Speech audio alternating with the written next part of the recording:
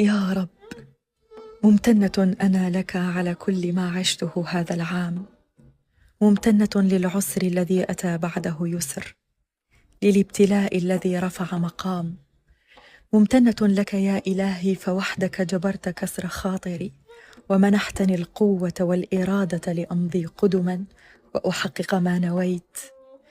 ممتنة عن كل منع كان هو نفسه عين العطاء، عن كل التجارب والدروس والعبر التي زادتني حكمة وعلمتني الصبر، ممتنة للذين غادروا حياتي وللذين اختاروا البقاء، ممتنة على كل شيء. وفي بداية هذا العام الجديد إني أسألك الستر والعوض عن كل سوء رأيته، أسألك اليسر وأن تحقق ما في قلبي، فأنت وحدك يا إلهي تعلم ما فيه.